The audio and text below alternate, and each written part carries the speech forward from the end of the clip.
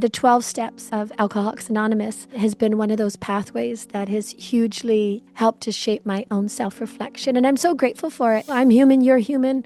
I screw up, I miss. Whether you're an addict or not, we all go blind. My father, he has over, I think he's 54 years sober. Wow. I've probably been to more AA meetings in my life than I have church. Probably not, but close to, let's just say. Same here. I literally was raised in AA meetings, and Ooh, what's interesting is it wasn't just my father. My grandfathers were both in AA. My one sister was addicted to heroin for a big portion of her life. I had another sibling that was addicted to crack cocaine. mm, And so addiction and AA and the 12-step program has been so instrumental in just who I am ooh. and shaped so much of who I am. And it's funny, growing up and listening to the Serenity Prayer, God grant me the serenity to accept the things I cannot change, the courage to change the things I can, and the wisdom to know the difference. I heard that prayer over and over and over again. And yet, at this stage of my life, I recognize and understand and experience what it means.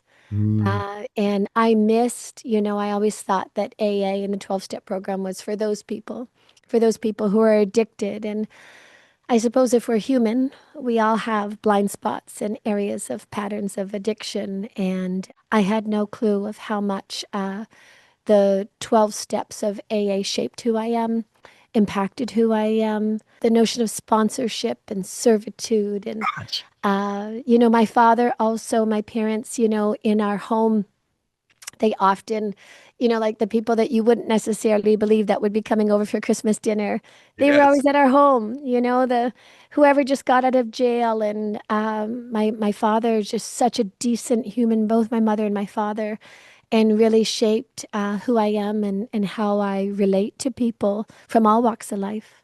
It is nuanced to surrender. It's kinder and saner when we do. That's my experience. Because Mm, a lot of times what we're surrendering is the expectation that life should be different than what is. What is reality.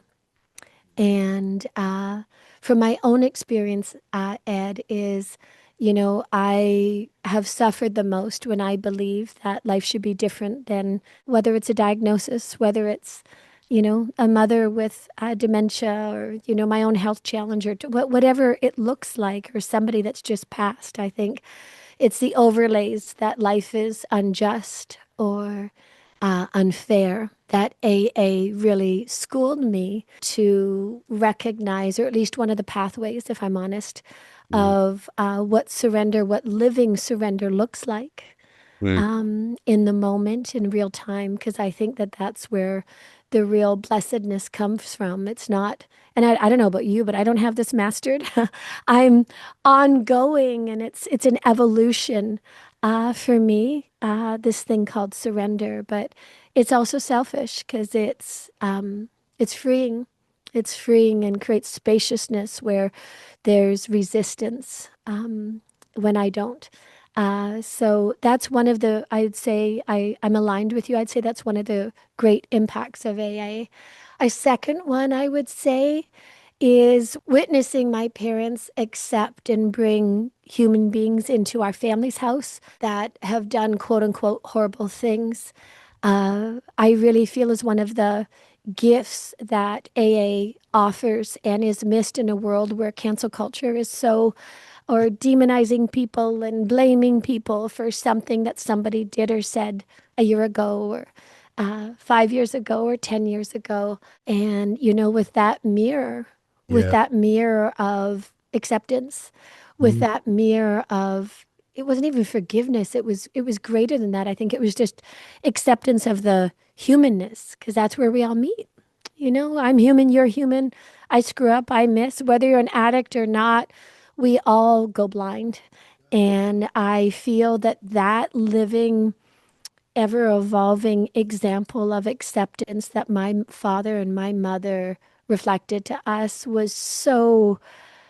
has shaped who I am as a woman and as a human. When we recognize that we're all human, when you recognize that we all have our gifts and yet we're all unconscious at times.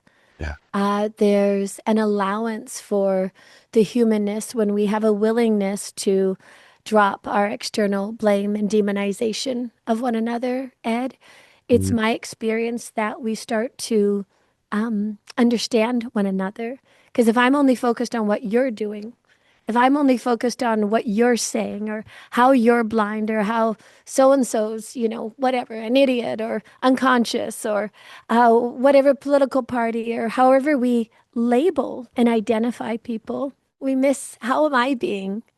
How are mm, you being? I think like that's the most powerful reflection or self reflection. And my father and my mother are just true heroes in my own mind and heart because of that self reflection, mm, because of that ownership, because, like my dad was just, he stole cars. I mean, he ended up in jail. He certainly had his own version of a past, but it was always just very forthright. And mm, I never saw my dad as that man. I had the privilege of experiencing who he is and who he continues to be through evolution mm. and the 12 steps and of Alcoholics Anonymous has been one of those pathways that has hugely, yes, helped to shape my own self-reflection. And I'm so grateful for it because it's a painful place to be when we don't have that self-examination and we live in a world which we experience, whether through politics or through social media, Ed, that has an external frame of blame, has the external, you did this, you said this, you're that. And I just really feel that, self examination Yeah. of seeing how am I being and what may I be missing are two really powerful questions for myself that I constantly inquire because that's something that I can affect.